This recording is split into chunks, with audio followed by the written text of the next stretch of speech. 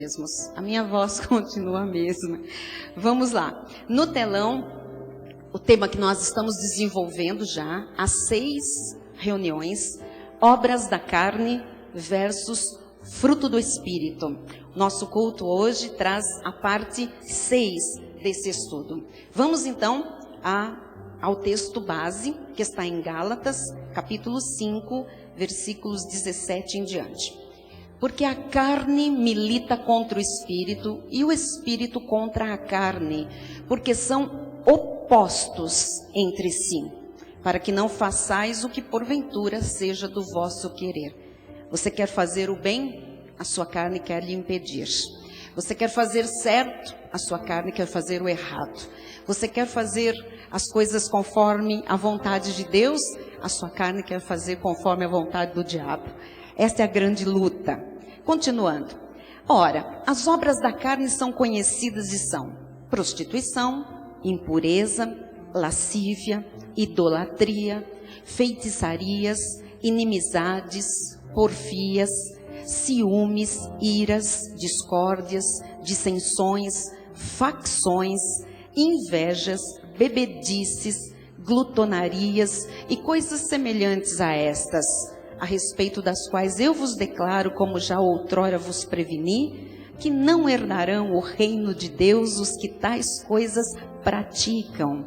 Mas o fruto do Espírito é amor, alegria, paz, longanimidade, benignidade, bondade, fidelidade, mansidão, domínio próprio. Contra estas coisas não há lei. E os que são de Cristo Jesus crucificaram a carne com as suas paixões e concupiscências. Se vivemos no Espírito, andemos também no Espírito. Amém? Vivemos no Espírito? Então vamos aprender a nos comportar no Espírito. Andar, falar, negociar, relacionar-nos, enfim. Agir, tudo no Espírito. Vamos orar? Fale com Deus nesta hora. Senhor Jesus Cristo, maravilhoso Deus, todo-poderoso, Rei de toda a glória, Senhor absoluto das nossas vidas, famílias, da nossa igreja. Paizinho, nós te amamos, nós dependemos de Ti, Senhor. Tu és a nossa força para viver, Tu és a nossa capacidade, a nossa suficiência, Tu és o nosso bem maior. Sem Ti nada somos, sem Ti nada temos, sem Ti nada podemos, Senhor. Sem Ti não chegamos a lugar algum. Mas contigo nós tudo podemos, porque o Senhor nos fortalece. Contigo nós somos mais do que vencedores em todas as coisas. Contigo somos fortes, somos ativos, somos prósperos, saudáveis, vitoriosos. Contigo, Jesus, nós superamos as adversidades. Contigo, nós vencemos as batalhas da vida. Contigo, Jesus, nós sonhamos e realizamos os nossos sonhos. Por isso, Jesus, é contigo que estamos nesta hora. Estamos aqui para ouvir a Tua voz. Não a voz de uma mulher, mas a voz de um Deus que fala por uma mulher nesta hora. Fala a cada coração, Jesus. Revela-te profundamente. Mostra, Jesus, aquilo que o Senhor já fez em nossa vida, que nos faz superar todos os apelos da nossa carne. Jesus, revela a cada filho Teu o poder, a autoridade, a unção que já está em nossa vida e que nos faz mais do que vencedores, Jesus. Ó Deus, somos espirituais. Há uma obra tremenda. E a Tua palavra diz, Jesus, que nós devemos andar como seres espirituais. Então ensina-nos, Pai. Mostra-nos, Jesus, como caminhar nesta terra, sem ceder às tentações, sem ceder aos apelos, Senhor, do mundo. Porque eles estão aí, Senhor, para nos fazerem tropeçar, cair e viver em derrota. Mas o Teu plano é um plano de vitória. E nós ficamos com Ele, Jesus. Por isso, nesta hora, nós subjugamos a nossa carne, o cansaço físico, a fome, o sono, o frio desta cidade. nós nos rendemos a Ti e nos colocamos, Senhor, debaixo da autoridade da Tua palavra. Em nome de Jesus, amém. E toda a igreja diga amém. Vamos dar um aplauso.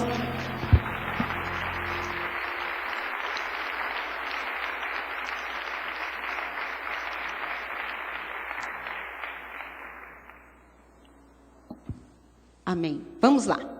Meus irmãos amados, ovelhas preciosas de Jesus, povo de propriedade exclusiva de Deus. O cristão, o crente em Jesus, aquele que é salvo, o justificado, o selado com o Espírito Santo da promessa, ele precisa saber que ele tem uma natureza carnal. Está na sua vida duas naturezas, faz parte do seu ser. Dois reinos, a Bíblia chama de duas naturezas, dois mundos, dois reinos que se opõem, que são totalmente inimigos. O reino do Espírito e o reino da carne. Nós temos duas naturezas, a natureza terrena, carnal, e a natureza divina, a natureza espiritual. Então, na vida das pessoas santificadas e consagradas, todas as obras da carne, todas as obras dessa natureza carnal, dessa natureza humana, elas estão neutralizadas, ou seja, elas não têm força contra nós. Se você é de Jesus e se você vive em comunhão com Jesus, se você pratica a sua palavra, se você identifica a voz dele, se você submete a sua vida àquilo que Deus diz, se você molda o seu viver nesta terra, aquilo que está na palavra de Deus, então você é uma pessoa consagrada, você é uma pessoa santificada, e todas as obras da sua carne estão neutralizadas, ou seja, não tem mais força. Diga amém por isso. Mas, nas pessoas sem um crescimento espiritual, sem uma estrutura espiritual, as obras da carne são públicas e notórias. Você, às vezes, vê cristãos há anos convertidos, mas eles não têm esta estrutura espiritual, eles não têm maturidade espiritual. Portanto, as obras da carne são notórias, elas são vistas nas suas vidas, nas suas atitudes, nas suas ações, no seu falar e etc. Então, vamos nos lembrar do que aconteceu lá atrás, só para a gente entender por que essas duas naturezas são antagônicas e elas brigam tanto uma com a outra, não é? Satanás, ele convenceu Adão e Eva a pecar. E quando ele convenceu Adão e Eva a pecar, ele transplantou os seus atributos malignos para o coração do homem. Quando o homem cedeu aquele convite da serpente, que era Satanás encarnado, ele então teve o seu coração adoecido. Tudo que era atributo do diabo foi transplantado para o coração do homem. E o primeiro atributo satânico que Satanás transplantou para a vida do homem foi a corrupção das paixões. A nossa carne, ela tem paixões. Paixões são desejos fortíssimos que cegam as pessoas. Paixões, concupiscências, são vontades exacerbadas, né? São apelos muito fortes da nossa carne e que a carne quer satisfazer de todas as formas. Então, esta corrupção das paixões foi transplantada para a nossa carne. Isto está na carne, nós não podemos nos livrar disso. Até o último dia, até o último fôlego de vida, nós temos esta natureza carnal convivendo com a nossa natureza espiritual. Mas a boa notícia é a seguinte, é que à medida em que Cristo se forma nas nossas vidas, nós vamos nos tornando incorruptíveis, não mais pessoas corrompíveis, né? Por quê? Porque a nossa natureza espiritual, uma vez que Cristo está em nós, a nossa natureza espiritual já é perfeita. Nós, diz a Bíblia, nascemos de novo. Quer dizer que o nosso espírito foi vivificado, está vivo, está perfeito. Jesus mora nele. Então, o espírito não pode se corromper, mas a nossa carne é capaz de se corromper. Precisamos saber disso. Agora vem a pergunta. Nessa luta entre a carne e o espírito, O que mais, além de saber que é uma luta, uma guerra constante, diária, para o resto da nossa vida, né? O que mais é necessário saber?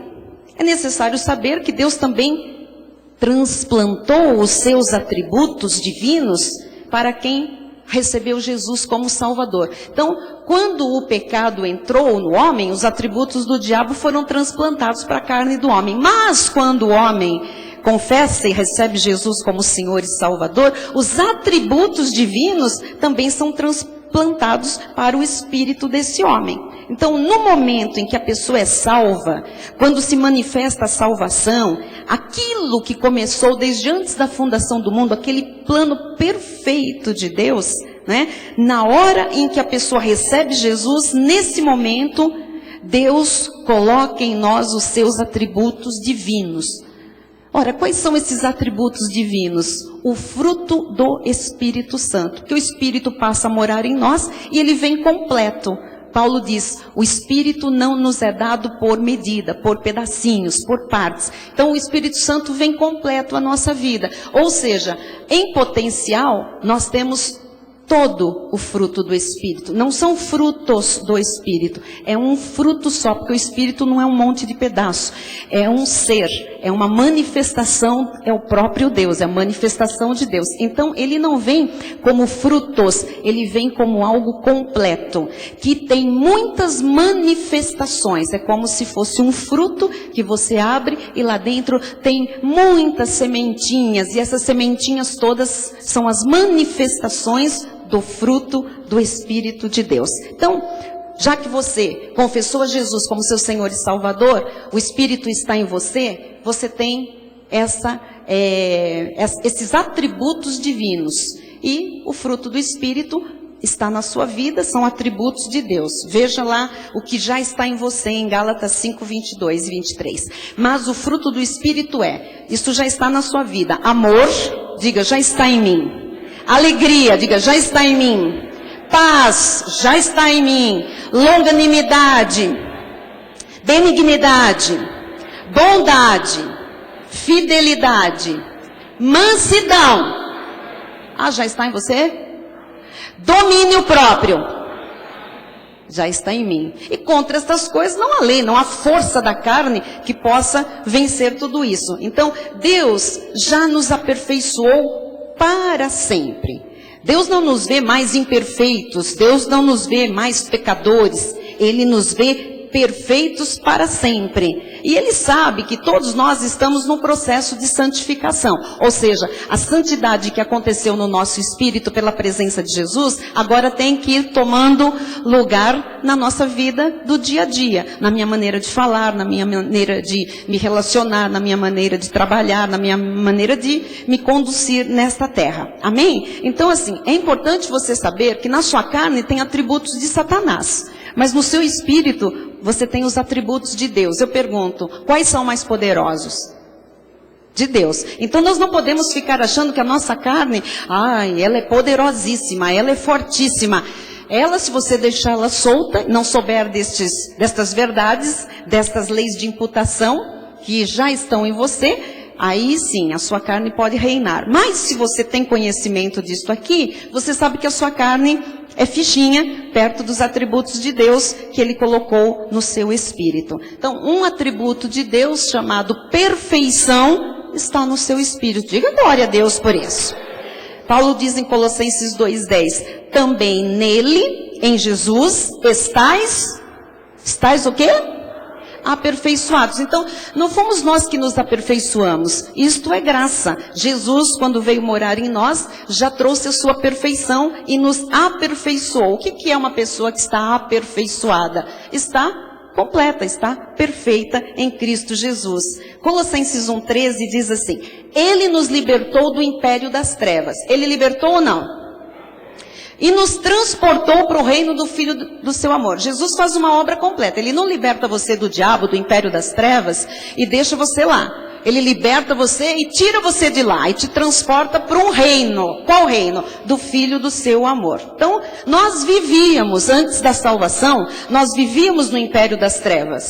Nós tínhamos inclinações na nossa carne para o mal. E lá a carne estava solta, desenfreada, fazia o que queria, porque o nosso espírito estava morto em delitos e pecados. Jesus não habitava nele, não estávamos aperfeiçoados, então nós não tínhamos força nenhuma contra a nossa carne, contra as paixões, as corrupções das paixões. Nós não tínhamos força nenhuma contra os apelos do império das trevas. Então, quando nós vivíamos no império das trevas, as inclinações eram para o mal, havia as paixões, corruptibilidade, mas a palavra de Deus diz que nós fomos mudados de reino. O Senhor mudou, né? Nós fomos tirados do reino do império das trevas e nós fomos transportados, nós passamos para o reino do Filho do seu amor, o reino de Jesus, onde nós estamos perfeitos, justificados, renascidos de uma semente incorruptível, que não estraga mais, não se corrompe mais. Então, esses são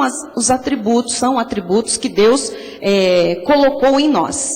E a Bíblia diz que nós também somos, além de termos os atributos divinos no nosso espírito, nós somos também herdeiros de Deus. É pouca coisa ou muita?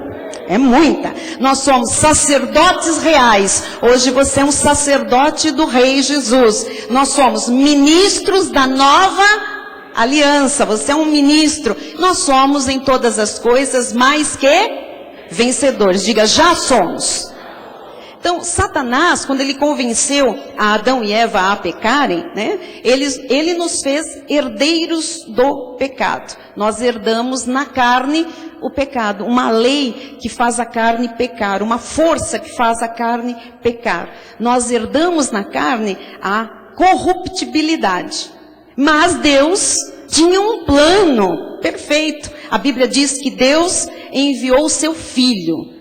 Deus se fez carne, Ele se manifestou, Ele sai do seu trono de glória, encarna no ventre de uma mulher e nasce como um filho. É o próprio Deus, se manifestou como filho e Ele, como filho, através do seu sacrifício, reconciliou os que eram seus. Ele veio para resgatar do império das trevas, para tirar da mão do diabo aqueles que eram de Deus. Ou seja, tudo o que Satanás nos imputou, Cristo Jesus, com o seu sangue, nos lavou, perdoou, jogou tudo no mar do esquecimento e nos imputou todos os atributos divinos. Diga glória a Deus. Então, à luz da Bíblia Sagrada, nós temos os atributos de Cristo. Amém? Paulo chega a dizer que nós somos tal qual Jesus foi nesta terra. Isto é fortíssimo, não é? Então, Adão, depois que ele pecou, ele recebeu a semente da corrupção. Recebeu na sua carne a lei do pecado, a concupiscência, o engano, a mentira. E ele fez com que toda a humanidade se constituísse de pecadores. Nós herdamos na carne toda essa tragédia. E o corpo de Adão, que é o corpo de toda a humanidade, se tornou mortal. Por quê? Porque o seu corpo era imortal. Por causa do pecado que entrou, o seu corpo passou a ser um corpo mortal. Agora, quando Cristo vem à nossa vida, e Ele traz a sua perfeição, não é? Ele imputa, nós não merecemos, é por graça, Ele nos dá no nosso espírito os seus atributos. A pessoa passa a ser um espírito vivificante. Passamos a ser um espírito que vive. Quem está entendendo? Muito bem. Então, nós estávamos espiritualmente mortos, mas agora nós temos um espírito que vive. Diga graças a Deus. O homem, ele foi constituído pecador através de Adão. Mas em Cristo, ele é constituído justo. A Bíblia diz que nós fomos justificados, tornados justos. Diga amém. Então, para quem não sabe o que Jesus exatamente fez na cruz, entre tantas coisas, Ele lavou você com aquele sangue quando Ele comprou com um preço altíssimo, com a sua própria vida. Ele pagou o resgate. Você estava na mão do diabo, mas você não era do diabo. Você sempre foi do Senhor. Ele foi e pagou a exigência, né, do inimigo, para que você voltasse para Ele. Então, esse sangue, além de fazer você voltar para Jesus, de ter esta reconciliação, este sangue te lavou de toda imundície do pecado. Diga graças a Deus. Diga eu estou justificado. Jesus, quando olha para você, vê você justo, vê você limpo, vê você sem pecado. Isso não é maravilhoso? Então, isso é muito sério de nós compreendermos, porque se Jesus olha para você e vê a obra que Ele fez na sua vida, você tem que ter cautela com a sua carne, para não manchar com as obras da carne essas maravilhosas ações do próprio Deus na sua vida. Os atributos divinos estão na sua vida. Cuidado com o que você faz com a sua carne. Então, nesse processo diário de luta da sua carne com o seu espírito e vice-versa, o que é que você tem que fazer com a sua mente? Porque tudo começa aqui. Não pense que a nossa carne, ela quer pecar e do nada. Não, alguma coisa começa a ser trabalhada na mente. A Bíblia fala que os nossos olhos têm desejos, os nossos sentidos têm desejos, eles podem ser usados para bem ou eles podem ser usados para mal. Então, como tudo começa na mente, nessa luta, o que que você tem que fazer com a sua mente? Você tem que ativar a sua mente todos os dias. Diariamente você tem que manter a sua mente ativada. Você tem que levar todo o pensamento, não é alguns pensamentos. Você tem que levar todo o pensamento cativo, preso à obediência de Cristo. Os seus pensamentos têm que obedecer a Jesus. Se você deixar os seus pensamentos soltos, eles vão ser oficina do diabo. Eles vão ser trabalhados pelo inimigo, para que a sua carne fique exaltada, corrompida, que ela já é, as paixões aflorem, e você caia nos laços, né, nas arapucas que ele arma. Então, é pela obediência que você começa a renovar a sua mente. E essa renovação da mente, quando você faz isso todos os dias, você começa a suplantar a sua natureza carnal. Você começa a confessar a nossa posição, a sua posição e a minha, a nossa posição espiritual em Cristo Jesus. Amém? Então assim, cuidado com a sua mente. São nos pensamentos que nós temos que arbitrar. Se nós levamos em obediência a Cristo ou se nós deixamos os pensamentos soltos. Se nós deixarmos os pensamentos soltos, sem sintonizarmos com a palavra de Deus, com o que Deus diz, né? Em obediência a Cristo, a nossa carne vai aprontar. Ok? Olha o que disse Paulo aos Filipenses 4:8. Finalmente, irmãos, tudo que é verdadeiro, tudo que é respeitável, tudo que é justo, tudo que é puro, tudo que é amável, tudo que é de boa fama, se alguma virtude há, tudo que não está nessa lista, se tem alguma virtude, se algum louvor existe, se alguma coisa é louvável, seja isso o que ocupe o vosso pensamento. Então assim, deixe a sua mente sempre ocupada com as coisas verdadeiras, respeitáveis, porque se você começa a ocupar os seus pensamentos com falsidades, com mentiras, com ideologias, com filosofias, não é a verdade. Se você começa a ocupar a sua mente com coisas desrespeitáveis, injustas, né, impuras, sabe? Então você começa a ter uma mente corrompida e você está um passinho assim de logo, logo ver uma obra da carne aí aprontando e te fazendo cair. Então tudo que é verdadeiro, amável, respeitável, justo, puro, de boa fama, tudo que tem virtude, tudo que tem louvor, é isso que tem que ocupar a minha e a sua mente, os nossos pensamentos. Então se vier uma coisa que não é justa aos seus pensamentos, se vier uma coisa que não é pura, que não tem virtude, você não pode deixar isso ocupar a sua mente. Tira esse pensamento, tira essa ideia. Isso é o que Paulo diz, levar cativo os pensamentos. Tem que ser um treino, por isso que é todo dia. Eu fui treinada numa época, né, que a graça começava a ser revelada a mim. Eu fui treinada, amados, porque vinham pensamentos da lei, vinham histórias, vinham muitas vezes lembranças, vinham coisas que o pensamento é assim, não é rápido demais. Se você dá corda para ele, se você solta o pensamento, ele vai, constrói as histórias, tira coisas do baú, e ele começa a influenciar as suas emoções, os seus sentimentos. Se você deixa ele solto para onde não deve, daqui a pouco você está sentindo tristeza, você está em depressão, você está chorando, você está com medo, amargurado ou com raiva. ou desaforado. Então, não pode. Você tem que ter esse exercício constante na sua vida. Todos os dias, você tem que fiscalizar o que está ocupando os seus pensamentos. Caso contrário, as coisas do velho homem voltam. E isto é o que eu quero falar nesta noite, né? Uma coisa do velho homem que tem que morrer, que tem que ser levada cativa, chama-se ciúmes. Nós já estudamos aqui algumas obras da carne: prostituição, lascívia, impureza, idolatria, feitiçarias. Nós falamos no domingo sobre porfia, né? Se alguém não sabe o que é, no culto de domingo passado, o Senhor nos falou sobre isso. Mas eu queria hoje falar um pouco sobre os ciúmes. Eu quero colocar no telão a definição da palavra. O que é ciúme? Inquietação mental causada por suspeita. Inquietação o quê? Mental.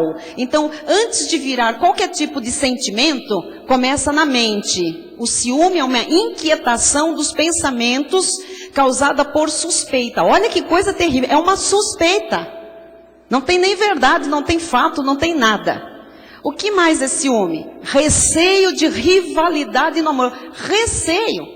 Não é que há rivalidade, é um receio de que alguém tome, de que alguém rivalize, de que alguém dispute um amor. E às vezes não é só amor entre homem e mulher, não. É um amor, às vezes de mãe com filho, às vezes de amigos. É uma rivalidade, um receio de rivalidade no amor. Ciúme também é receio de rivalidade em uma aspiração qualquer. Então, às vezes a pessoa, ela quer ela quer entrar num concurso e tem uma outra pessoa que entrou e ela não entrou. Então, de repente, essa rivalidade de uma aspiração. Ou às vezes a pessoa nem ainda passou na frente, nem conseguiu nada, mas começa a ficar enciumada, porque o outro também está estudando, porque o outro também vai viajar, porque o outro também vai comprar o seu carro, porque o outro também vai casar, porque o outro... Isso é ciúme. Então, estou mostrando aqui que essa obra da carne é muito mais do que aquele ciúme do namoro, né? De uma mulher ciumenta ou de um homem ciumento. Isso é bem ampliado. Inclusive, uma das definições de ciúme é inveja. Então, a pessoa tem inveja porque ela rivaliza, na verdade, na cabeça dela, com alguém. Muito bem. E nós temos que ver o que a Bíblia diz, agora sim, vamos lá. O que a Bíblia diz sobre ciúme? Primeiro, é uma obra da carne. E você tem que saber que se é obra da carne, se manifesta desde sempre. Desde que tem gente na face da terra, desde que o pecado entrou, então o ciúme existe. Vamos ver lá atrás em Gênesis, versículo 30, capítulo 30, versículo 1. Vendo Raquel que não dava filhos a Jacó, teve ciúmes de sua irmã e disse a Jacó: dá-me filhos, senão morrerei. Você está vendo a rivalização, né? De duas mulheres. Uma tinha filhos, a irmã não tinha. E aí, ela teve tanto ciúme da irmã que ela foi lá para o marido e ela disse: dá-me filhos, senão vou morrer. Olha, a pessoa morre às vezes por ciúme. A pessoa se mata, ela se angustia, ela se fere, ela se angustia, ela fica mal, ela fica doente. Tem gente que é doente por causa de ciúmes. Tem muitas mulheres e homens, pessoas doentes por causa dessa obra da carne. Isso é maligno, não é? Quer ver uma outra passagem? Gênesis 37, 11. Agora fala de José. Nós estamos vendo aqui ciúme na família, não é? Duas irmãs enciumadas por causa, né, de uma gravidez. Agora irmãos. E vários irmãos. 11 irmãos com ciúme de um. Seus irmãos lhe tinham ciúmes. O pai, no entanto, considerava o caso consigo mesmo. É duro, né, às vezes, para um pai ver a ciumeira. E às vezes um pai e uma mãe, eles também ajudam um pouco nessa construção mental de rivalidade. Com uma superproteção para um dos filhos, com um carinho maior para um, né? Ou com elogios, ou com desprezo de um outro. Mas enfim, vocês estão vendo aqui que 11 irmãos mais velhos tinham ciúme de José. né? Isso é uma coisa muito triste. E o ciúme entre homem e mulher? Vamos falar dele agora. Namorados, noivos, casados. Vamos ver o que a Bíblia fala desse ciúme. Provérbios 6, 34 e 35. Porque o ciúme excita o furor do marido. Do marido, do noivo, do namorado. O ciúme excita o furor. Então, assim, tem que tomar cuidado. E aqui fala das mulheres ciumentas. Mas o contrário também, tá? O ciúme deixa a pessoa furiosa. Ciúme, como é carne, o que ele faz? Ele mexe com a carne da outra pessoa. Carne não vence carne, ela ativa a carne do outro. Então tem que tomar muito cuidado. Porque diz assim, o ciúme excita o furor do marido e não terá compaixão no dia da vingança. O que significa isso? Que às vezes a pessoa se cansa de ter do seu lado um ciumento ou uma ciumenta. E depois não adianta a pessoa ficar ali, não, eu me arrependo, fica. A pessoa não tem mais confiança. Que vingança é essa? Chega, tchau, acabou. Quantos casamentos não terminam por causa disso? De um dos cônjuges, né, ser ciumento, cria coisas na cabeça, rivalidades mentais, e isso é terrível.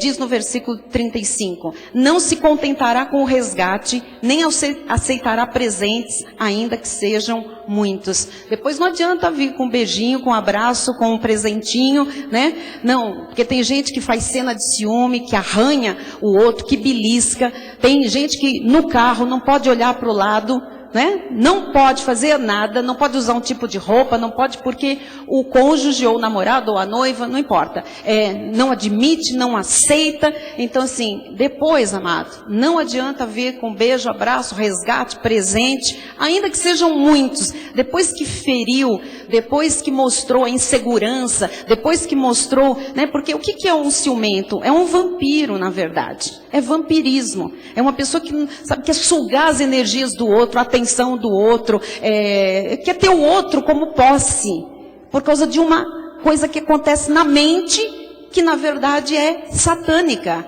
Então o ciúme é de Satanás. O primeiro ciumento da história chamou-se Lúcifer. Então assim, tem que tomar muito cuidado com o ciúme. O diabo teve ciúme. Ele queria ser Deus. Ele queria estar no lugar do Senhor. Ele queria se sentar no trono. Ele queria estar acima de tudo e de todos, dos outros anjos, e por isso ele caiu. O ciumento sempre cai, o ciumento sempre se fere, se machuca e paga uma conta alta demais, principalmente nos relacionamentos amorosos, não é? Diz no livro de Cantares 8:6, põe-me com selo sobre o teu coração, põe-me como selo sobre o teu coração, como selo sobre o teu braço, porque o amor é forte como a morte. E duro como a sepultura. O amor não quebra, o amor transcende, o amor é fortíssimo. Desculpe, vamos ler com a pontuação certa. Põe-me como selo sobre o teu coração, como selo sobre o teu braço. Porque o amor é forte como a morte. E duro como a sepultura, o ciúme. Duro como a sepultura. Duro, tétrico, gelado. As suas brasas são brasas de fogo, são veementes labaredas. Então, nós estamos vendo o que a Bíblia fala do ciúme, compara uma sepultura, alguma coisa que mata o outro, alguma coisa que sufoca, alguma coisa que tira a vida, que empobrece, apodrece. Amém? Então, isso é muito triste. Em 1 Coríntios 3:3, Paulo diz, porquanto, havendo entre vós ciúmes e contendas, aqui já é ciúme dentro da igreja. Ciúme dentro da igreja? Se a carne estiver reinando, vai ter ciúme, vai ter todo tipo de coisa, não importa se é dentro ou fora da igreja. Havendo entre vós ciúmes e contendas, não é assim que sois carnais e andais segundo o homem? Então, é carnal, o ciumento na verdade é carnal. O ciumento é uma criança, né? É uma pessoa totalmente na carne. Ciúme é um sentimento totalmente maligno, como todas as outras obras da carne. Olha, e havia ciúme na igreja de Corinto, uma igreja que era cheia de manifestação de dons. Isso significa que devia ter ciúme do profeta, ciúme do evangelista, ciúme do bispo, ciúme do apóstolo, pois tinha mesmo, né? Tinha a turma de Apolo, tinha a turma de Paulo, e eles ficavam disputando ali quem era de quem. tinha muita ciumeira. E o apóstolo Paulo resume tudo dizendo assim: olha, vocês são carnais e vocês andam segundo o homem. Ou seja, vocês ainda estão com o velho homem, como se não tivesse sido ainda crucificado com Cristo. E diz também em 1 Coríntios 13:4. Agora vamos ver o fruto do Espírito que já está na sua vida e na minha. O amor é paciente, o amor é benigno. Amado, amor é uma coisa paciente. O que é paciente? Que tem? Tem paciência, o amor tem paciência. Se tem paciência, espera, aguarda. Aguarda, espera. Espera para casar, para dormir junto. O amor de verdade é paciente. Tem outros sentimentos que não são amor, mas amor é paciente, o amor é benigno. O amor, olha como Paulo usou a expressão, não arde em... Então, amados, quem ama com o amor de Deus, quem ama com o amor de Jesus, quem ama com o amor que é fruto do Espírito de Deus que está na sua vida, não pode dar vazão a ciúmes. Amém? Não arde em ciúmes, não se ufana, não se ensoberbece, não se ufana, não se ensoberbece. O amor não é briguento, o amor não é aparecido, o amor não é soberbo. O amor tem, sabe? O amor tem tudo de bom. O amor é um dom e é também uma manifestação do fruto do Espírito Santo. Amém? Deixa eu lhe falar uma coisa que o Senhor assim colocou muito no meu coração enquanto eu preparava essa mensagem. Na semana passada, a respeito dessa questão de ciúme, tá? Porque ciúme é uma obra da carne. Agora, cuidado, zelo, não é uma obra da carne, amém? Cuidado, zelo, atenção, isso é do Espírito de Deus. Então, às vezes, uma pessoa, ela tem zelo por outra, ela tem cuidado com a outra pessoa, ela tem atenção com a outra pessoa. A outra pessoa tem uma relação com ela. Isso não é ciúme, isso é zelo. Amém? Porque quando a gente fala sobre isso, de repente, as pessoas dizem assim, bom, então, peraí. Então, aquele casal, sabe, não pode ter ciúme. Não pode ter ciúme. Mas não é porque não pode ter ciúme, que é obra da carne, que virou o balaio do gato. Como diz o pastor Bill, virou a farra do boi. Não é porque eu domino a minha carne, não tenho ciúme, o velho homem, a velha mulher já foi crucificada com Cristo, não tem ciumeira na minha vida, que vou vir para o meu marido e começar a tirar pelinho dele. Estão entendendo o que eu estou falando? Porque o que aconteceu uma vez lá atrás no meu passado, né? Nós estávamos na lei, chegamos num ministério, 2 igrejas se juntaram e nós chegamos e tivemos que nos adaptar a um outro grupo, que passaríamos a ser um único rebanho. E não conhecíamos aquelas pessoas, como elas não nos conheciam. Aí nós chegamos lá e toda vez tinha uma moça, não era moça, né? Bondade minha. Era uma senhora, jovem senhora, casada, que tinha filhos e ela gostava muito de falar com meu marido, quando eu não estava por perto. Ela gostava muito de puxar assunto com ele todas as vezes que eu não estava. Ela gostava de falar muito próximo. Você sabe que tem uma distância em que é educado se ficar de uma outra pessoa, não é? Você não percebe que no elevador, quando as pessoas entram no elevador e começam a encher, fica todo mundo um pouco constrangido. Você sabe por que ficam constrangidos? Porque cada um entrou na distância que não deveria do outro. É mais ou menos 1 metro a distância saudável para se conversar. Sabia disso? Deixa eu aproveitar e ensinar coisas importantes aqui. É respeitoso, é de bom tom, é ético, é social, é espiritual, que nós mantenhamos uma distância, né?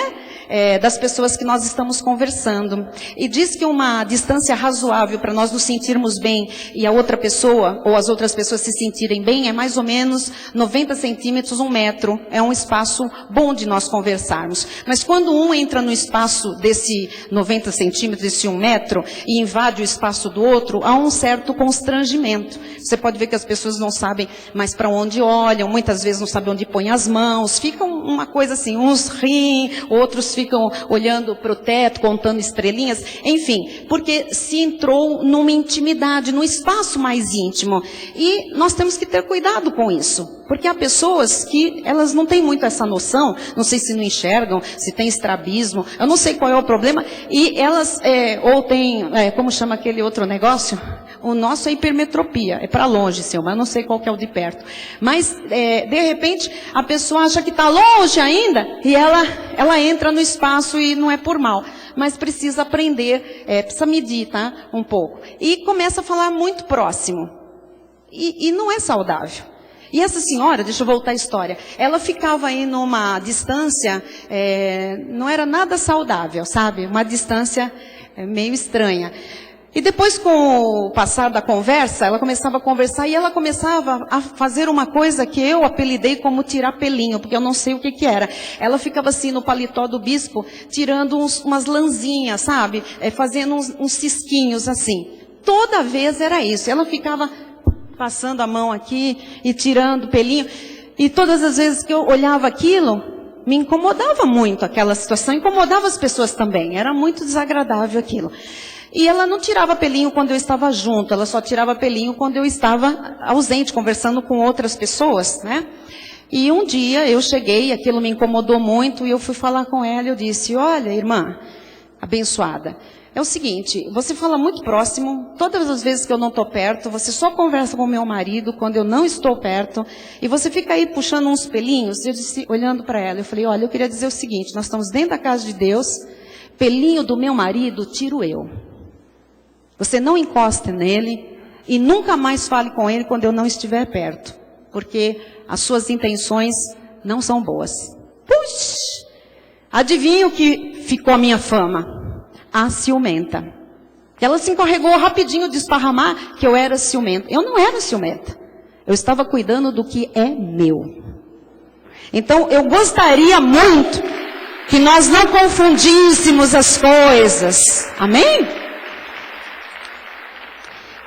Obrigada, querida. E eu pensei, agora o pastor da igreja, na lei, ele vai me expulsar. Porque a mulher era superintendente da escola dominical. Eu nem sabia o que era isso. Ela chegava, eu sou a superintendente da escola dominical. Eu falei, olha, pode ser o que for, mas no meu marido não põe a mão. E aí, ela, né, falou que eu era ciumenta, e um dia eu falei, o pastor vai pôr eu para correr rapidinho. E um dia ele veio conversar comigo de outro assunto, e no meio da conversa ele disse, eu soube que a irmã passou um corretivo lá na superintendente. Eu engoli isso e falei, ele disse, fez muito bem, porque ela é muito atrevida, não sabe o seu lugar. E um dia eu estava indo para o púlpito para pregar e ela me entregou um bilhetinho com um convite obsceno para o pastor da igreja. Eu disse, e o que o senhor fez? Ele disse, eu comi o bilhete. Eu li e engoli para livrar a pele dela. Então alguém precisava realmente colocar, né, a carne dela no lugar dela. Que não sou eu nem ninguém que faz isso, né? É a própria pessoa que tem que subjugar. Mas eu estou só fazendo esse parênteses, contando uma coisa minha, para não pensar que é, né, para alguém. Não, eu queria só que você entendesse que nós precisamos ter atitudes santas. Então tem pessoas que não se dão ao respeito e acham que o outro tem que entender, sabe? Que o cônjuge, o noivo, o namorado tem que entender. A pessoa não se dá ao respeito, vive de mão para lá e mão para cá com tudo que é gente, né? Do sexo oposto. Tem certas atitudes com pessoas e acha que é natural. Não é natural, amados. Quando nós temos um compromisso com alguém, um compromisso de namoro ou de noivado e acima de tudo, né, de casamento, nós temos que ter postura e respeito. Nós não somos mais as pessoas livres e soltas que nós éramos antes de nos comprometermos com alguém. Então, as duas pessoas têm que ter isso muito certo, não é ciúme, é zelo, é cuidado, é respeito, né? E quem está de fora também. Deu para entender? Então, isso daí é direito nosso, é devido. Porque se ninguém ligar, então aí o que vai acontecer? A carne de todo mundo fica desenfreada e corre solta. E você perde o marido. Então, preste bem atenção. Quando você vê alguém se aproximando do seu marido com intenções duvidosas, tirando pelinho, numa proximidade de... Não tem ninguém que é para falar desse jeito a não ser você. Então, show passarinho, te manda, sai, queima, raspe. Entenderam? Amém? Com muito amor. Lógico que você não fala, raspe daí. Você fala, amada, raspe daí. Porque, bom, vamos continuar. Se as irmãs quiserem umas aulas depois, eu posso explicar como é que é. Bom, vamos lá então. Deixa eu lhe falar que há um ciúme na Bíblia, e eu preciso tocar nesse assunto hoje, porque isso aqui é muito, muito importante. O único que tem um tipo de ciúme santo, bispa, mas como ciúme santo? Não, o nosso ciúme é obra da carne, todo ele, tá? Mas existe uma palavra na Bíblia que é ciúme, mas no original não é ciúme. É um sentimento santo de posse por nós, que é o Senhor Jesus. Quero lhe mostrar o único texto que fala isso em Tiago 4 e 5. Diz assim: infiéis, não compreendeis que a amizade do mundo é inimiga de Deus? Aquele, pois, que quiser ser amigo do mundo, constitui-se inimigo de Deus. Então, sobre o que é o assunto? Sobre você estar ligado ao mundo. Então, assim, se você de Jesus já foi liberto do império das trevas, né? Se o seu velho homem já foi crucificado com Cristo, então você não pode ficar querendo ficar do mesmo jeito que era antes, amigo do mundo, porque quem é amigo do mundo se constitui inimigo de Deus. Então agora você vai ver o que Deus fez na nossa vida e como Ele tem um sentimento especial por nós no versículo 5. Ou supondes que em vão afirma a Escritura, é a Bíblia que diz isso, é com ciúme que por nós anseia o Espírito, que Ele fez habitar em nós. É com ciúme, que não é obra da carne, porque se é do Espírito Santo, é um outro tipo de sentimento, tá? Que por nós anseia o Espírito, que Ele fez habitar entre nós. Vou explicar. O Espírito Santo mora na sua vida, mora na minha vida. Ele não divide você mais com o mundo, em outras palavras. Então, quando o Senhor percebe que nós começamos a nos interessar pelas coisas do velho homem, quando nós começamos a fazer, de novo, relações com o mundo, diz a palavra do Senhor que Ele tem ciúme de nós. Como ciúme de nós? Você está em Cristo. Então não é uma suposição. O Espírito sabe que se a nossa carne for inflamada pelo mundo, nós padecemos. Há um estrago na nossa vida. Então o ciúme que Deus tem por nós é porque nós já somos dele. E não tem mais como nós voltarmos para o mundo. Quem entendeu? Então não é ciúme aquele que nós sabemos bem o que é. É um outro tipo de sentimento que não nos divide com o império das trevas. Entendemos? Amém. Muito bem. Vamos então voltar a Gálatas. Vamos lá. Gálatas 5,19. Ora, as obras da carne são conhecidas e são prostituição, impureza, lascívia, idolatria, feitiçarias, inimizades, porfias, ciúmes. Já estudamos todas elas, tá? Havia alguém aqui com ciúme? Diga, show ciúme. Diga, show ciúme da minha vida. Ciúme de qualquer coisa, viu? Eu descobri que tem gente que tem ciúme de mim na igreja. Não vem? É real. É real. É real. Por 17 anos, eu andei aqui na igreja sozinha, para cima e para baixo, carregando as minhas muambas, minhas malas, minha sacola. Chegava de carro, não tinha ninguém para me ajudar, ninguém abria um guarda-chuva, no frio ninguém me ajudava com as minhas bagagens, ninguém, nada. Exceção, um ou outro, logicamente, oficial, que às vezes estava chegando junto, enfim. Mas até muita gente que chegou junto não fez nada, me ignorou. Eu descia para orar, ia lá embaixo, às vezes precisava de um lencinho, de um copo d'água, às vezes alguém tirava da cabeça, mas não tinha nada. Agora, no final do ano passado, aliás, no início desse ano, os irmãos diáconos Eduardo e Tânia sentiram no coração que eles deviam me ajudar, a mim e ao bispo, especialmente a mim, me dando esse suporte, carregando minhas coisas, me ajudando com o carro, com o estacionamento, conduzindo as pessoas para os gabinetes pastorais, me acompanhando aqui na igreja, quando eu vou lá fora, pegando as coisas para mim, anotando os recados das irmãs, dos irmãos que às vezes se perdiam, né?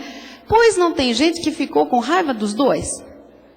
Quer dizer, Deus coloca um sentimento no coração de amor, né? De cuidado, de zelo, de respeito, de atenção, tudo que é espiritual, né? De cobrir, de abrigar, de acalentar, de facilitar, de ser um facilitador, né?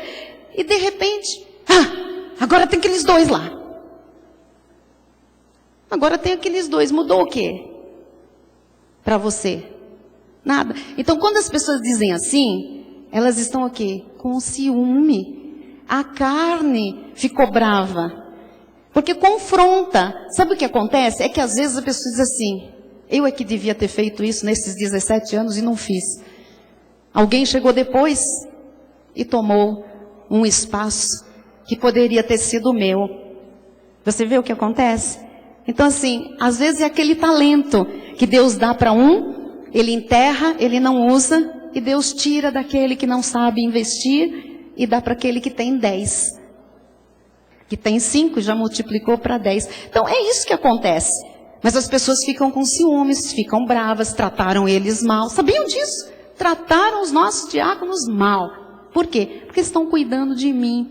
Porque Deus colocou isso no coração deles. Porque isso vinha sendo um pedido em oração para Deus tocar o coração de alguém, para nos ajudar em umas coisas tão simples, tão pequenas, tão básicas, tão essenciais, né, para o bem-estar até do corpo, para eu chegar aqui não tão, né, com o carro, com sacola, com trânsito, com filho, com horário, com recados, com tantas coisas. São parênteses que eu gosto de fazer nesses momentos, para entender assim, poxa, mas o que é isso? É carne no seio da igreja, é ciúme, é inveja. E aí? Eu estou aqui sempre disponível. Sempre andei no meio do povo. Sempre fiquei no meio das ovelhas. Continua tudo igual.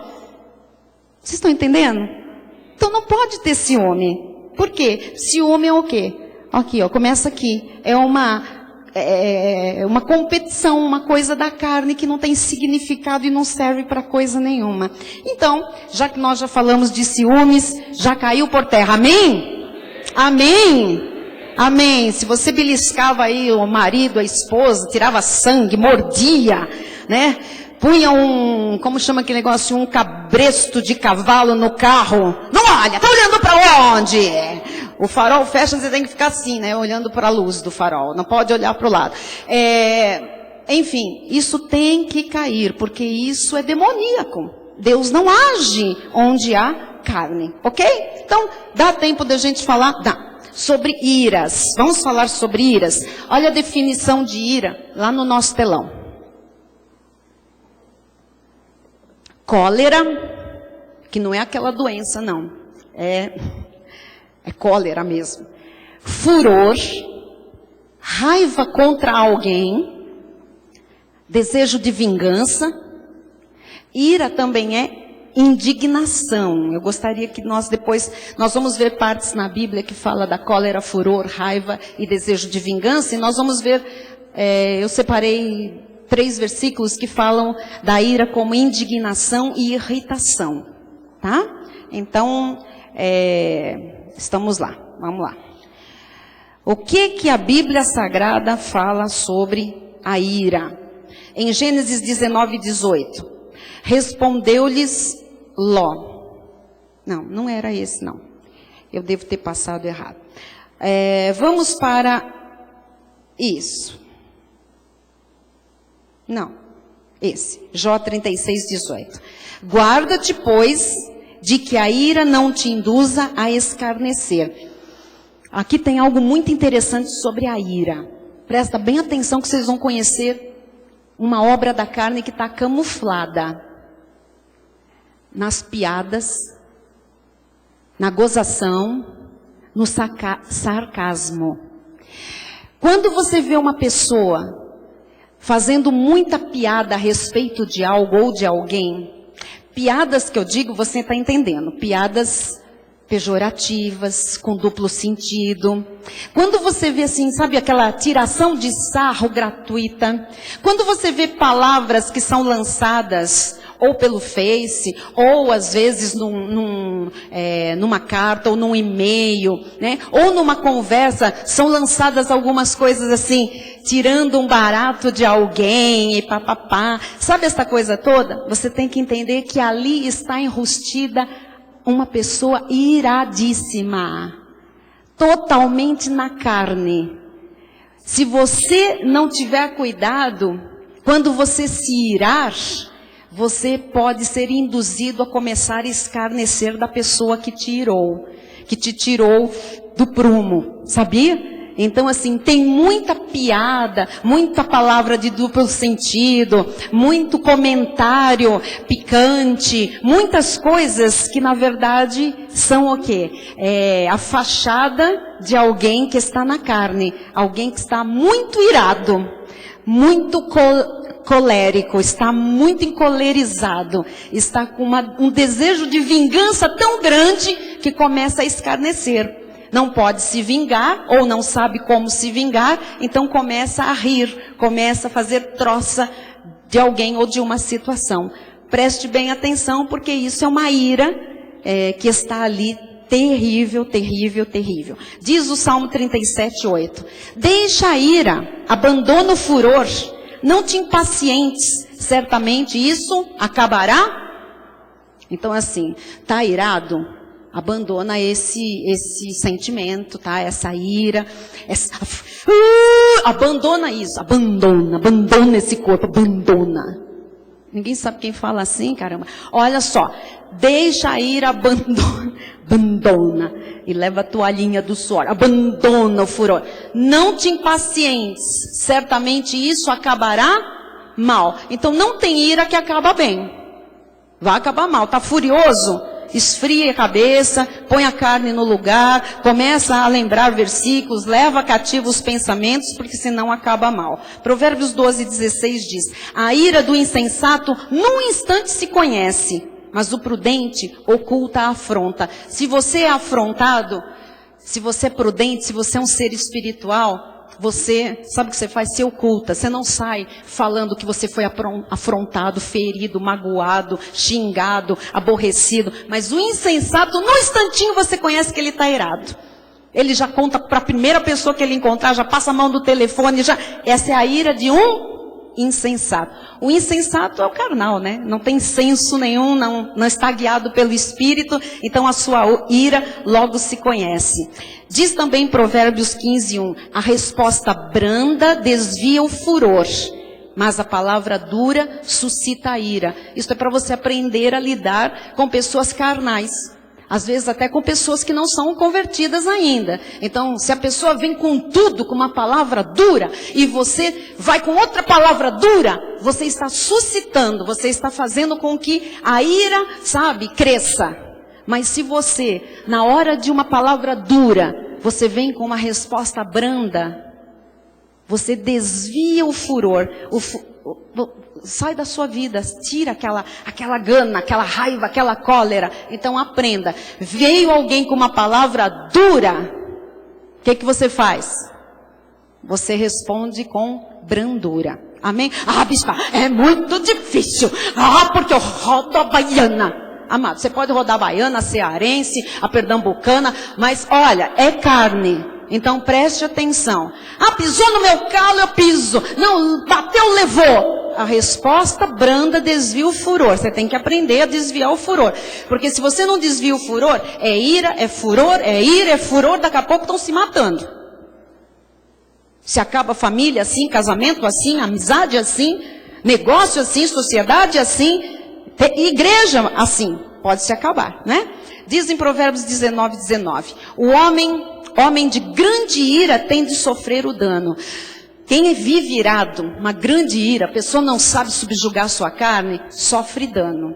Porque se tu o livrares, virás ainda fazê-lo de novo. Então, quando uma pessoa está sofrendo dano, e isso já é a disciplina por viver irado, você não pode livrar essa pessoa. Porque se você livra ela do problema que ela tem, ela vai fazer de novo. Então, a palavra de Deus está nos ensinando que pessoas iradas sofrem dano e tem que sofrer o dano. Tem que pagar o preço daquilo que é viver na carne. Entenderam? Não adianta você ir lá e resolver a vida de alguém que está vivendo aquilo por resultado de grande ira, de viver irado. Não resolva a vida dessa pessoa, porque ela vai fazer de novo e vai cair de novo nessas arapucas. Provérbios 29, 8 e 11 diz: os homens escarnecedores alvoroçam a cidade, mas os sábios desviam a ira. Então, quando você acha uma pessoa irada, ela faz um alvoroço, ela põe a igreja em alvoroço, ela põe a família em alvoroço, ela põe uma cidade em alvoroço, ela põe o trabalho, o local de trabalho dela em alvoroço. Mas quem é sábio, e quem é sábio? Quem pratica a palavra, portanto é alguém espiritual, que leva cativo os seus pensamentos em obediência a Cristo. Esses desviam a ira, esses se livram da ira. Amém? Muito bem. O insensato expande toda a sua ira, expande, mostra que ele está irado. Mas o sábio, afinal, reprime. Será que as pessoas percebem quando você está irado ou não? Se percebem que você está irado porque você expande a ira, a Bíblia está chamando você de carnal, insensato. O homem que não pratica a palavra, lá de Mateus, é um insensato, que não está construindo a casa sobre a rocha. Mas se você é uma pessoa espiritual, tem uma estrutura espiritual, quando você é afrontado, quando alguma coisa te irrita, te incomoda, o que você faz? Você reprime, engole. Ah, eu tenho que engolir sapo? Sapo? Só sapo? Se você é espiritual, você engole sapo, jacaré, que chama aquilo? Dinossauro, dragão, você engole tudo, meu amado. Agora o insensato, é uma coisinha assim, os irados. Normalmente gritam, falam alto, gesticulam, fazem cara feia, mostra para todo mundo que está bravo mesmo. Esse é o insensato, que na verdade é o carnal. Diz Eclesiastes 7:9, não te apresses em irar-te, porque a ira se abriga no íntimo dos insensatos. Então assim, aqui é aquele versículo que em outras palavras diz, conta até 10, até 100. A pessoa está te tirando do sério, tem uma situação ali, não te apresses a irar-te. Segura a onda, meu amado, que a ira se abriga no íntimo dos insensatos. Diz Efésios 2:3, entre os quais também todos nós andamos outrora, nós andamos entre os ímpios, no império das trevas, segundo as inclinações da nossa carne, fazendo a vontade da carne e dos pensamentos, e éramos, por natureza, filhos da ira, como também os demais. Quer dizer, a nossa natureza carnal é igualzinha a um filho da perdição. E nós também éramos irados, insensatos, pavio curto, porque a gente estava morto espiritualmente e estava fazendo a vontade do diabo. E quem faz a vontade do diabo é a carne, não é? Efésios 4, 26 e 27. Agora vem aqui algo interessantíssimo que eu disse que tinha a ver com aquelas duas últimas definições. Ira também é indignação e irritação. Então você pode ter um escape da sua alma que está dentro do conceito de ira, mas que é uma indignação, é uma irritação por algo contrário a Deus. É uma indignação com aquilo que Deus também não tolera, tá? Então, diz Paulo em Efésios 4, 26, irai-vos, quer dizer que ele fala que pode irar. O que não pode? Pecar. Então, a ira, como uma indignação, como uma irritação por alguma coisa que realmente é inconveniente, é contra a verdade, é contra Deus, então você pode ter. Mas você não pode dar lugar a essa ira, você não pode deixar ela solta. Você pode ter um escape da tua alma que deixa você indignado com alguma coisa. Ora, ou nós não ficamos indignados com algumas coisas? Lógico, Aquilo que é aberração, abominável para Deus, nós ficamos indignados. Às vezes nós vemos notícias, nós vemos cenas em novelas, nós vemos coisas que acontecem dentro das casas de algumas pessoas, que nós ficamos profundamente indignados, irritados mesmo. Mas nós não podemos ir além disso. Então, irai-vos e não pequeis. É um escape a tua indignação, mas você não pode dar vazão a isso fazendo justiça ou resolvendo com as próprias mãos a questão.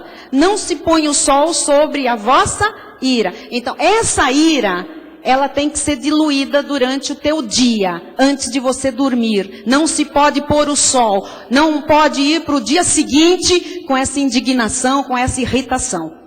Senão pecou. Bispo, se eu levar minha indignação para o dia seguinte, se eu levar minha irritação para o dia seguinte, no dia seguinte ela está maior, você vai tentar fazer alguma coisa, a tua carne já está mais inflamada, e aí você peca, ok? Olha só o que ele diz na sequência, nem deis lugar ao diabo. Então, quando a nossa irritação, ou quando a nossa indignação fica ali, a gente fica, sabe, buscando alguma coisa para resolver aquela indignação ou irritação, nós deixamos a ira virar um sentimento da carne, que agora dá lugar ao diabo para ele agir. Então presta atenção, porque há um tipo de ira, que é a indignação com alguma coisa errada, que não é pecaminosa.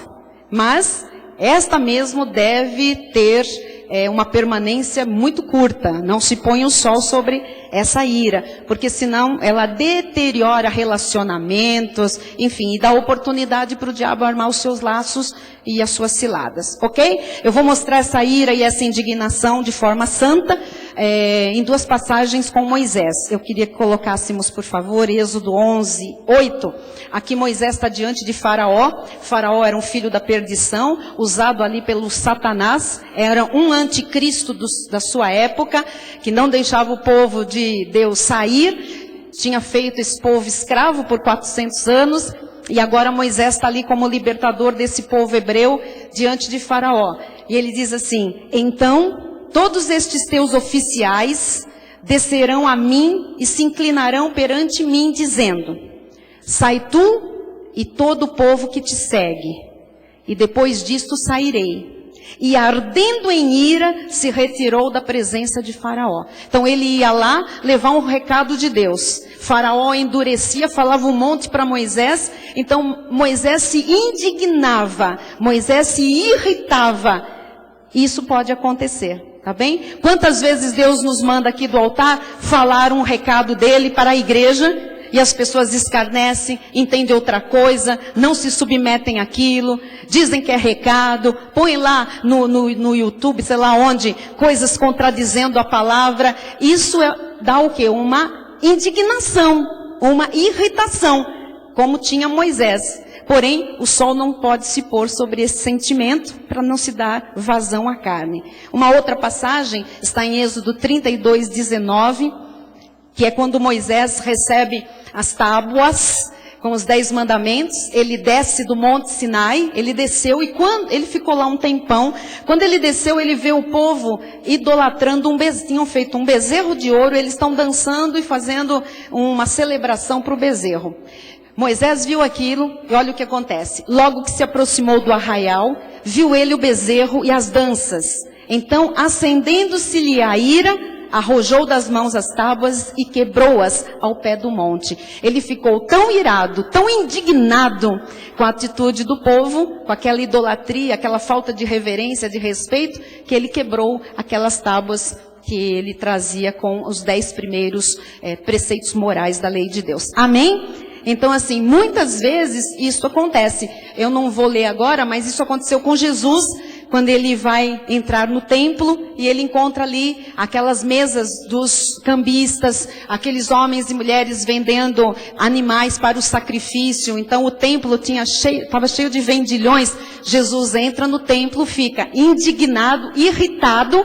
Ele não pecou, ele não tinha as obras da carne, ele era santo, mas ele vira todas aquelas mesas, faz aquele rebuliço, fala duro com todo mundo e ele não pecou. Amém? Então, assim, nós temos que entender que é um mecanismo também de nós colocarmos as coisas no lugar. Quando nós nos indignamos com uma atitude demoníaca, com uma atitude carnal, você pode sim se irar. Você não pode pecar, dar lugar a essa ira de forma que isso se transforme num pecado.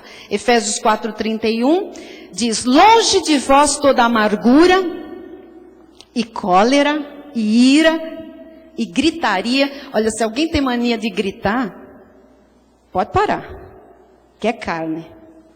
E blasfêmias, e bem assim toda malícia. Longe de vós, quer dizer, a tua carne não pode dar espaço para nada disso, tá? Colossenses 3:8, agora porém, despojai-vos igualmente de tudo isto, tira da sua vida isso tudo, ira, indignação, porque se você ficar muito indignado, você vai pecar.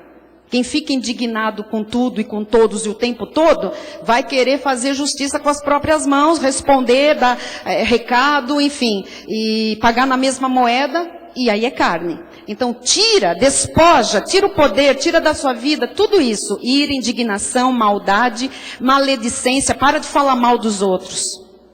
Para de falar mal da igreja, dos pastores, do irmão. Para de falar mal, isso é maledicência, isso é carne, isso é satânico, não tem a bênção de Deus.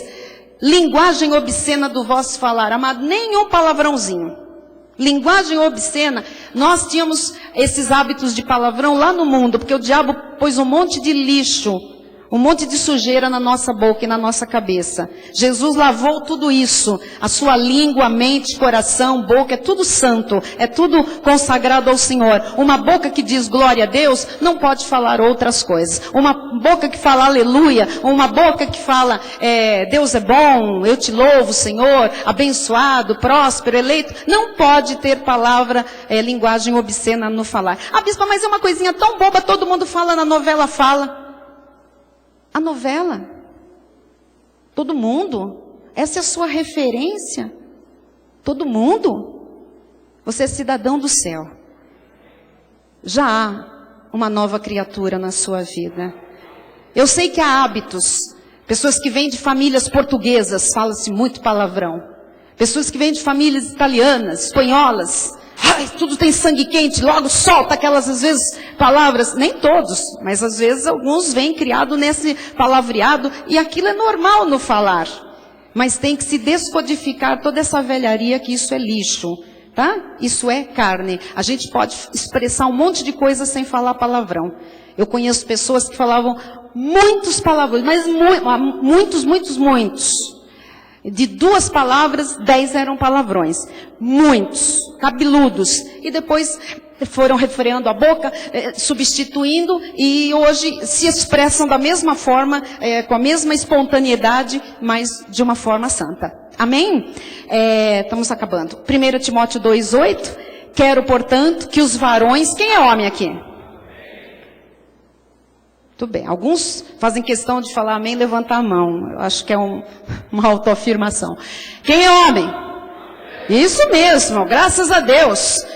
Num século em que existe tanta coluna do meio, é bom que você levante a mão, fale grosso. Eu sou a coisa está complicada aí fora, mano. Quero, portanto, que os varões... O que ele quer? Será que o querer de Deus é válido? É um mandamento, é um querer, agrada a Deus. Quero, portanto, que os varões orem em todo lugar. Ah, se os homens todos orassem em todo lugar, as famílias seriam felizes, não haveria falta de ganho. Todo mundo seria harmonioso. Orem em todo lugar. Fazendo o quê? Gestos obscenos pela janela do carro, quando alguém fecha. Eu já vi o plástico atrás, Deus é fiel, e a pessoa enfiar a mão. Vocês não pensaram que eu ia fazer alguma coisa aqui, né? Você também já viu, não é? Então, quero, portanto, que os varões orem em todo lugar. Ora, se você levanta as mãos aqui para orar e glorificar Deus, você não pode com a sua mão fazer gesto obsceno, não é? Levantando mãos o quê? Santas, sem ira e sem Animosidade é alteração de ânimo, ok? Mais. Acabei? Acabei. Tiago 1, 19 a 21. Sabeis estas coisas, meus amados irmãos. Sabeis, viu? Todo homem, pois, seja pronto para ouvir, tardio para falar, tardio para se irar. Poxa, estão com tanta pressa que tiraram o fim do versículo 19. Volta lá, amado. Eu sei que deu a hora. Sabeis estas coisas, meus amados irmãos. Todo homem, pois, seja pronto para ouvir. Ouça. Tardio para falar, fale menos. É por isso que você tem 2 ouvidos e uma boca só. Ouça. Tardio para falar, tardio para si. Segura essa ira aí. Agora sim. Porque a ira do homem não produz a justiça de Deus. Você pode ficar muito indignado, muito revoltado. Você pode ficar muito irritado com uma coisa justa.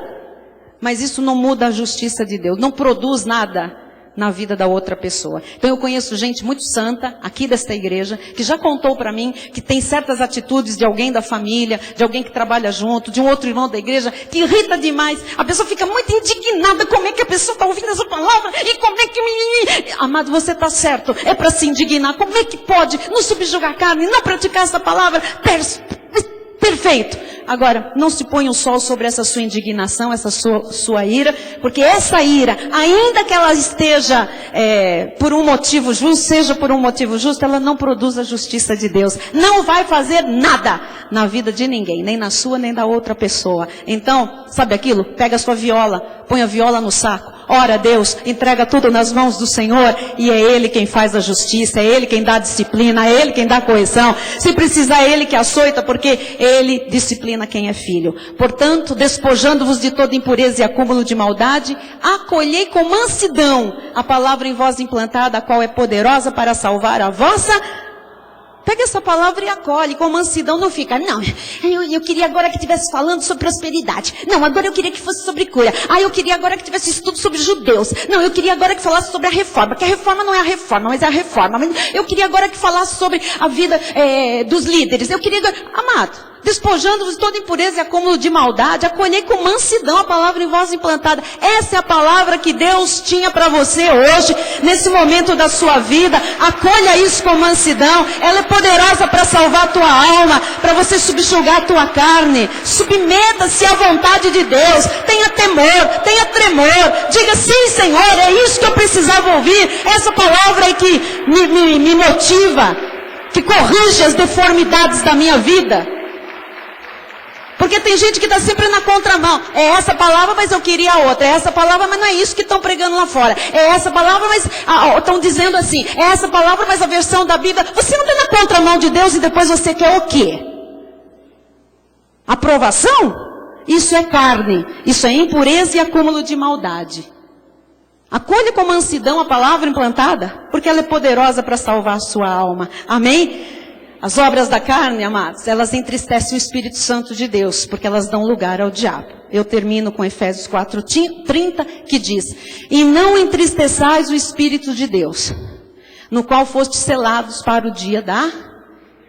O Espírito não sai da sua vida. Você está selado, esse selo está colado com a cola celestial, você é salvo para sempre, vai viver a eternidade, isso não tem nem sombra de dúvida. Porém, o que adianta você ser feliz só lá no porvir e andar aqui com o Espírito de Deus triste com você, apagado? Ele não sai, mas ele se apaga nas suas manifestações. Ele se entristece e às vezes ali aquele fruto maravilhoso deixa de se manifestar.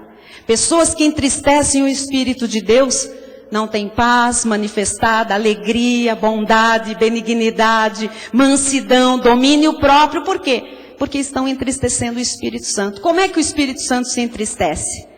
Quando nós deixamos de glorificar a obra de Jesus e deixamos a nossa carne fazer o que ela quer. Amém? Assim seja, assim disse o Senhor.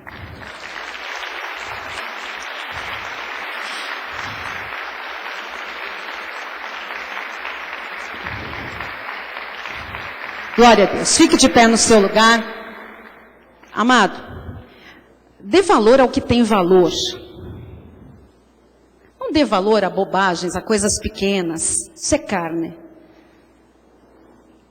Não use desculpas. para não subjugar sua carne. Não coloque a culpa nos outros de coisas que você é o único responsável na sua vida. Isso é carne.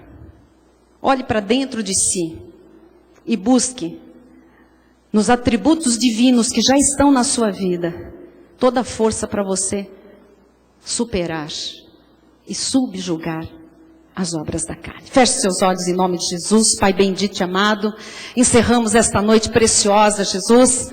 Ó Deus, sabendo que todas as coisas estão cooperando para o nosso bem, porque aqui estão os que te amam, Jesus.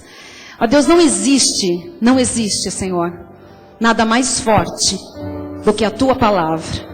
Não existe nenhuma autoridade maior sobre a nossa vida do que a autoridade da Tua santa e bendita palavra. A ela nós submetemos, Senhor. Ó Jesus, e agora, Senhor, nós olhamos para dentro de nós e nós não procuramos desculpas, Jesus, para as aberrações que a nossa carne comete por vezes, Pai. É carne, é carne. A Tua palavra diz que sim, sim e não, não. Amém. Jesus, que cada um agora saiba buscar lá no bom tesouro, sacar, Jesus, toda aquela obra eterna que ninguém pode tirar de nós, mas que às vezes está ali adormecida. As pessoas não usam, as pessoas não tomam posse, Jesus, da autoridade, do poder, da unção, e deixam, Pai, a sua carne lhe envergonhar, Jesus, lhe envergonhar, Jesus. Envergonhar às vezes uma família inteira, Pai, um ministério inteiro, Senhor. Por isso agora, Jesus, em Teu nome nós oramos. Sim, Jesus. Para que a obra perfeita, completa, divina, que já foi manifestada em nosso espírito, que ela se manifeste, Pai, em todas as áreas da nossa vida, Pai. Ó Deus, que haja agora autoridade, Senhor, para subjugar a nossa carne, os intentos, as paixões, os enganos, as mentiras, as concupiscências. Ó Deus, que cada filho que aqui está, os que estão pela internet, cuide dos seus pensamentos, Senhor. Que não deem guarida, Jesus, às mentiras, aos enganos de Satanás, aos subterfúgios, Jesus. Que não acalente pensamentos vãos, tolices, para que não tomem os sentimentos e depois tomem as ações de Teus filhos, Senhor. Jesus, nós estamos aqui como abençoadores de vidas, abençoadores das famílias, Pai. Nós queremos ver o bem, Jesus, não o mal. Nós queremos ver o fruto do Espírito manifestado em cada lar, manifestado entre os irmãos, no meio do corpo de Cristo. Jesus, isto começa com cada um de nós, Senhor. Começa comigo do altar, Jesus. Ó Deus, eu me rendo a Ti, Senhor. Eu me submeto à Tua palavra, Senhor. Eu anelo, Senhor, a minha carne. Jesus, a justiça do homem é trapo, Senhor. Ó Deus, a minha indignação, a minha ira, a minha revolta não produz a Tua justiça, Senhor. Só Tu és Deus, Pai. Só Tu és soberano. Ensina o Teu povo, Senhor, a voltar para casa e colocar em prática aquilo que tem, Senhor. Aquilo que tem, Jesus, acatado no coração, Jesus. Em Teu nome. Amém. E amém.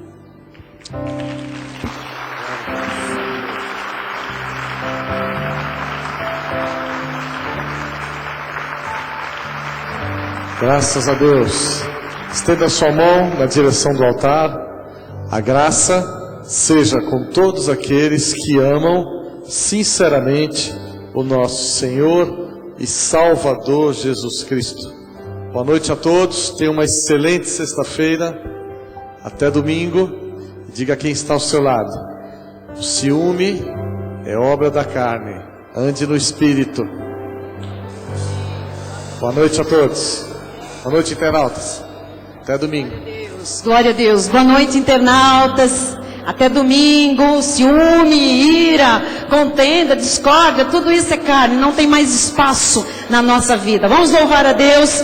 Que o fruto do Espírito se manifeste. Alegria, paz, amor. Cante com alegria.